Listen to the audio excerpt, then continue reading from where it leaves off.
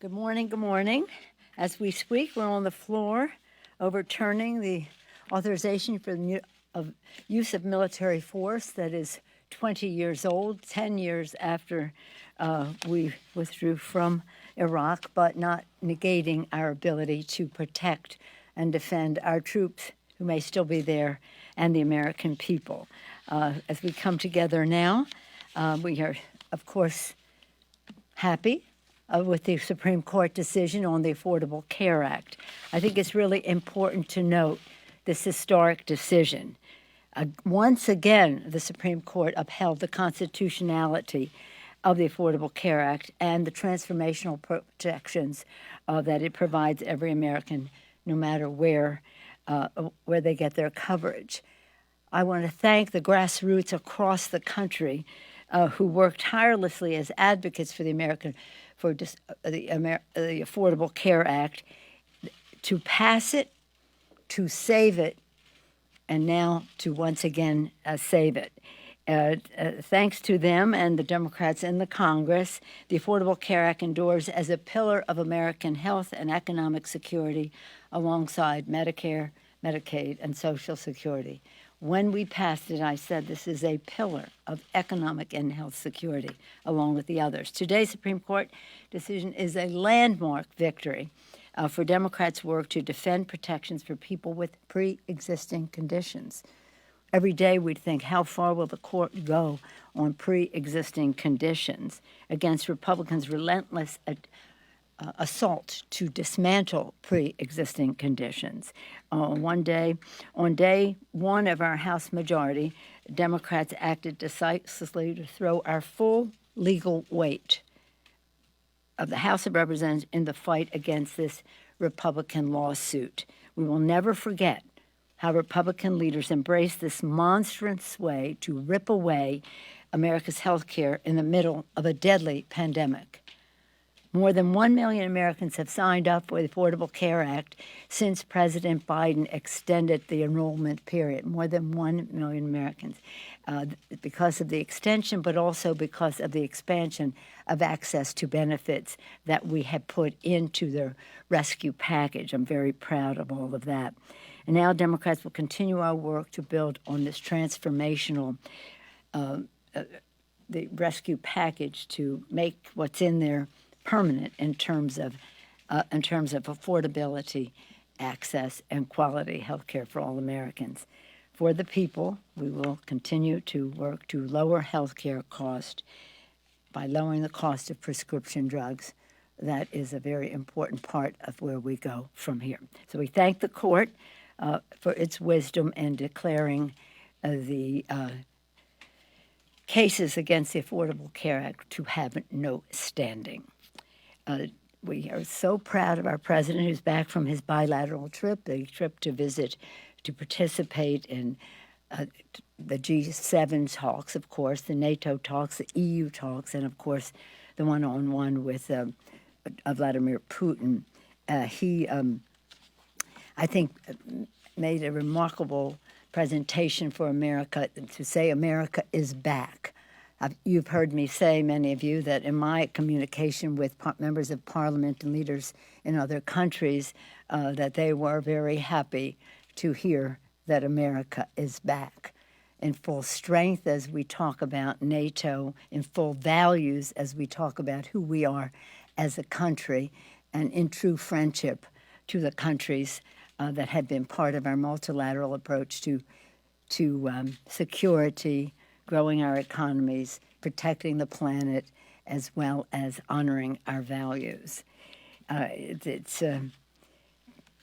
He was direct, the president, about saying that there would be consequences if Putin hurts our interest, including relating to Russia's election interference and cyber attacks, making clear that certain assaults on our infrastructure, our critical infrastructure, will be met with a reaction. Earlier today, some of you were there maybe, I hope you were, because we had the enrollment signing for the Juneteenth becoming a national holiday ceremony.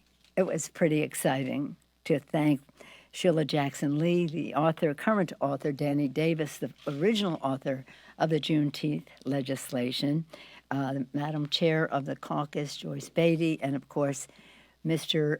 Clyburn regaled us of stories of the history, as well as any possible connection to South Carolina. We can always count on him for that.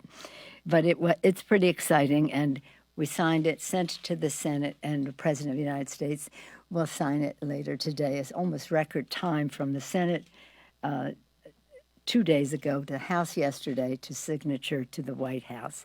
It really is. It was a day of celebration and also reflection. I can talk more about it if you wish, but we have a lot to cover here because we have to get on with the George Floyd Justice and Policing Act. We seem to be making some progress there. I'm very proud of the work of Karen Bass for what she has done on that legislation, and it's challenging. We're proud of the bill that we passed last year and this year, and hope that in the very near future we will have come to agreement in a bipartisan way to pass this legislation. All of it a part of how we build back better. The negotiations are going on about the infrastructure bill, but we are committed to our full American Jobs and Families Plan. I want to just commend the President again for his leadership with our rescue package. We went rescue package first, and now the recovery with the family plan and jobs bills. But let's just review. More than 300 million vaccines are in people's arms, an average of 540,000 new jobs each month, the fastest rate of growth in modern U.S. history. Annual economic growth revised 2 points from last year up to a projected 7%, would be the fastest economic expansion in 40 years. And unemployment projected to go down a full 2% from projections of 1 year ago, and the biggest paychecks across the board, especially for low-income workers. Our work isn't finished. As Chairman Powell said, we have more to do. It would be premature to declare victory, so we know that we need to do more. We must build back better, and that's what the discussion is about. Where do we come to agreement on what is infrastructure? How close can we come on the funding? How is it paid for? Those are matters of discussion right now, and we hope that we can have bipartisan infrastructure bill. However, that doesn't mean that we will abandon how we see infrastructure for the future. Not 1959, with all due respect to President Eisenhower and the interstate highway system, that was important, but now we have to have other features that relate to broadband, to water systems that are now over 100 years old. The list goes on. But you can't build back better unless you have more people building back better, and that's why the human infrastructure pieces of us are so important. Child care. Let's enable women to fully participate. Child care. Home health care, issues like that. Family and medical leave.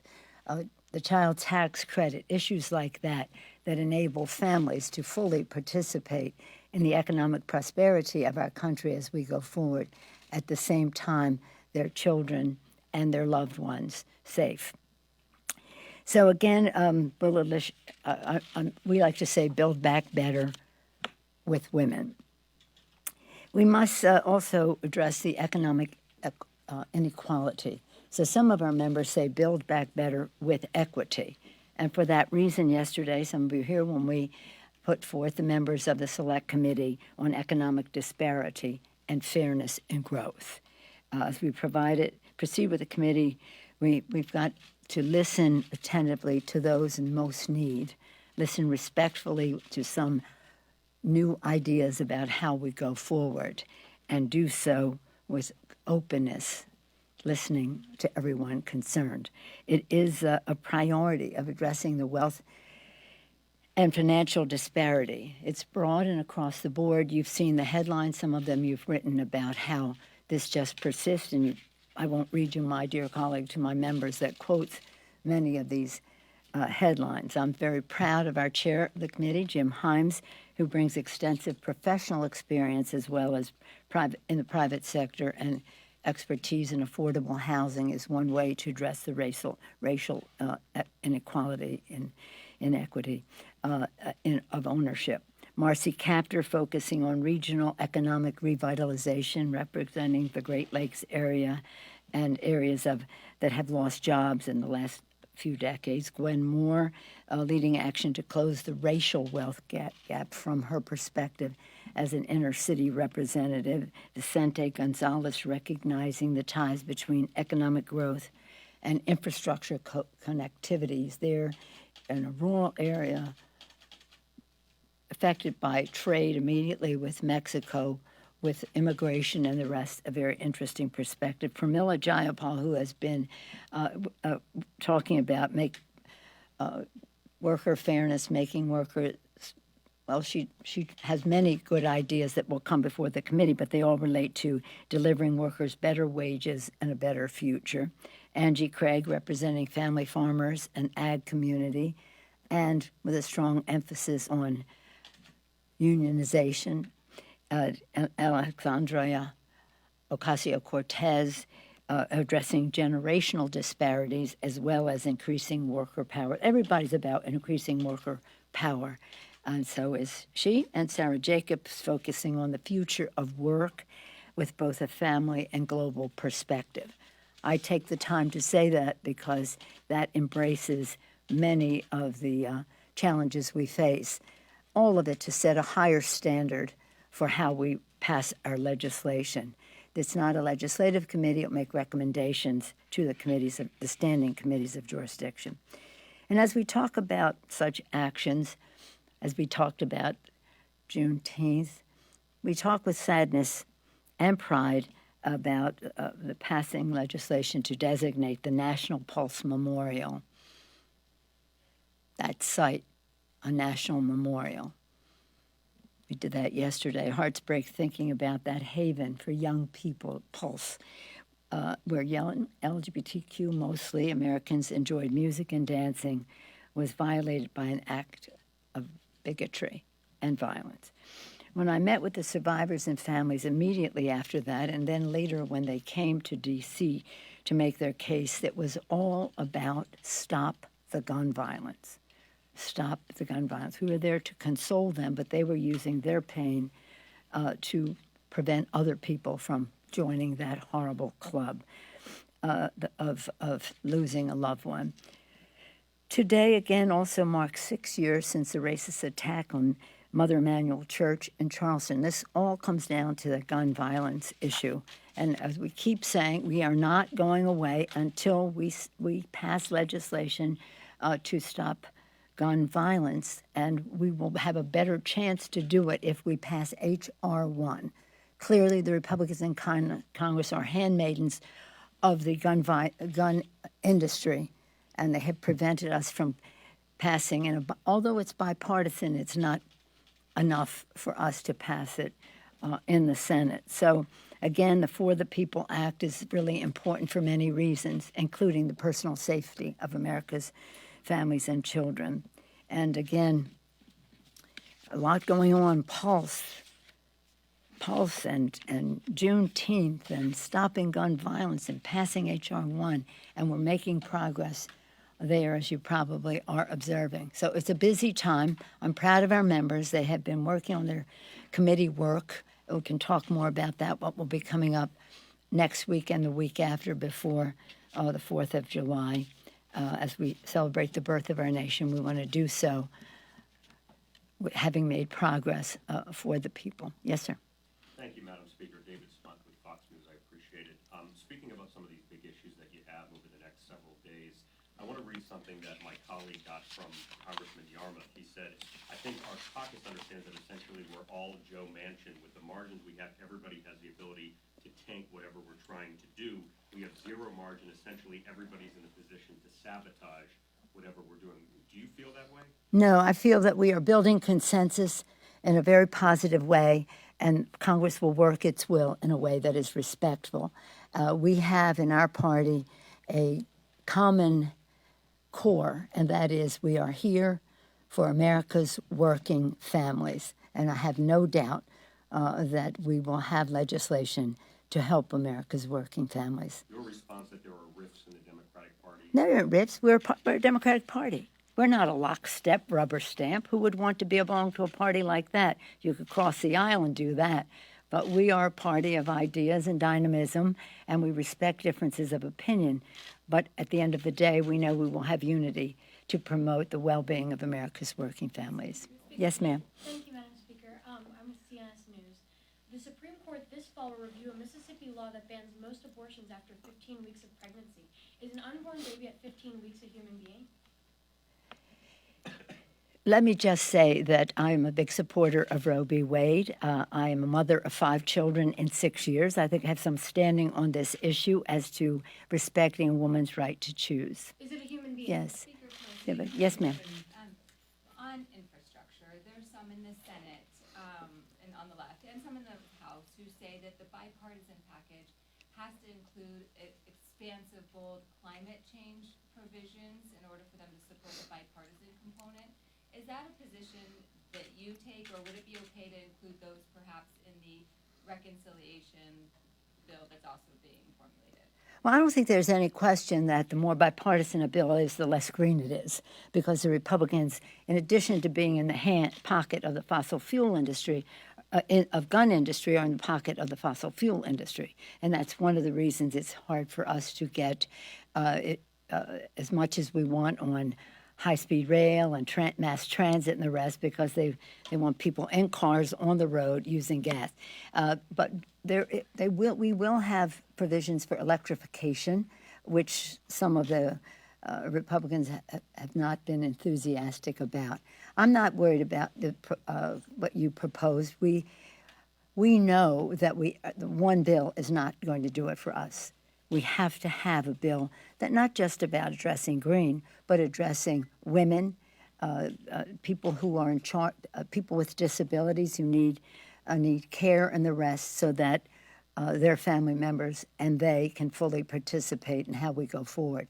I don't think that that's a problem. I think it's important for people to say what their priorities are as we develop how we go forward. 1 step, 2 step. I don't think that's the debate. I think the debate is where do we want to end up and how will that happen? And I'm very confident that we will have a bill that you cannot build infrastructure without resilience and sustainability and protecting our planet. You just can't. So whether it's in the actual bill or otherwise, we could not be better served than the chairman of our committee. Peter DeFazio has been for 30 years, maybe a little bit more, on the Committee of Transportation and Infrastructure. He was the chairman of the Natural Resources Committee before that. Not before that, but simultaneous with that. He hasn't been here that long. And nobody knows better how to make transportation resilient, how to use different materials to be protecting the planet as we move people and create jobs. So I think we're in a good place, and I don't see a whole lot of value in deciding whether it's 1 bill or 2 bills. We're going to get the job done. We're going to get the job done. Yes, sir. Several Republicans have filed a lawsuit to try to knock down the fines to enforce the metal detectors outside the House chamber. Is there a plan as to when, if ever, those will be removed? Or No. is the idea that they'll stay No, indefinitely? no. As long as there is a threat, we'll have to have protection. Is there any Yes, sir. concrete measure that gauges whether there's a threat? Okay? I just said no. Do you, I wonder if you have any reaction to the bipartisan infrastructure plan on the substance? The pay-fors have now come out. Assuming you've talked to some of your members that have been involved in these discussions, decidedly smaller, different pay-fors than you would want. I'm curious if you have any reaction to that. Well, I don't know that we've seen all of the implications of the pay-fors. I myself do not think we should be taking money out of the pockets of people on unemployment or take money out of the rescue package because it's there for a purpose. But let's just see what it is. The administration, I know, will be reviewing this. I haven't, frankly, seen all of it. As you know, it's very new, and it's not just what is in the public domain, but what's in the devil frequently and the angels are frequently in the details. So let's just see. But I think the first order of business is, what is this for? I've never been one to talk about pay-fors at the beginning of any discussion on infrastructure.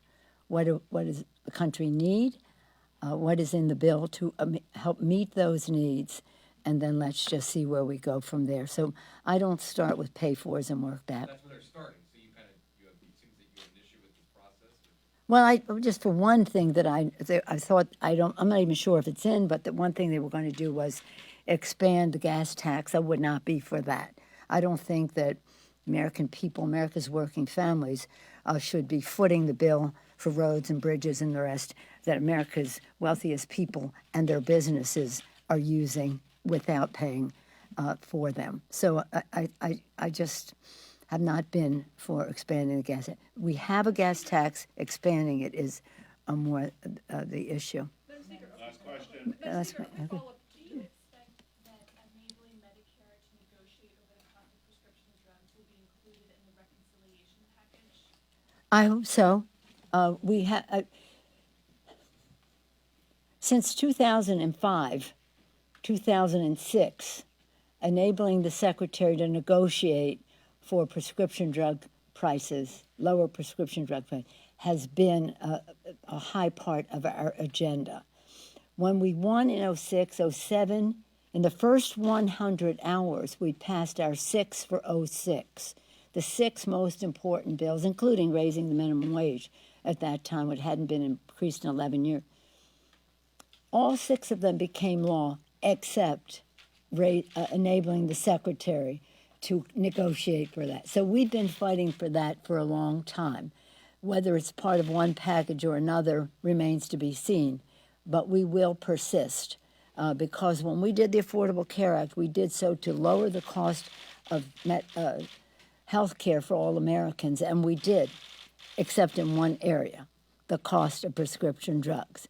So this is something that we will persist on, and when we prevail, it will enable us to expand benefits in Medicare to dental, visual, hearing, and the rest. And it's hundreds of billions of dollars that will be saved. So this is a core value for us where we have great support in our caucus and have had for, what was that, 05? Now what are we, over 15 years. The centrist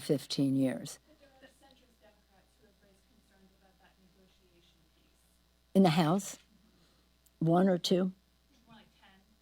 Well, I think that at the end of the day, the point is, do you want to vote to enable the pharmaceutical companies to have America's families subsidize lower cost for prescription drugs in other countries, where they're paying 3, 4, 5 times less than we are paying as we subsidize the research and development for it. So I think that I don't even see it being 10. Maybe you do, but I get a different response to them on what they would vote for as part of lowering the cost of prescription drugs in the United States and not subsidizing the cost of prescription drugs in other countries, enhancing the profits of the pharmaceutical companies to the tune of $500 billion or maybe more. And would they be opposed to using that money for better benefits for people on Medicare?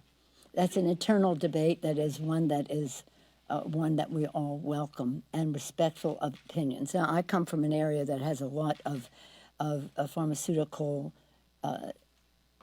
industry, research, and the rest, and you have to be a patient investor to be an investor in a pharmaceutical company because it takes a long time for discovery and approval and the rest.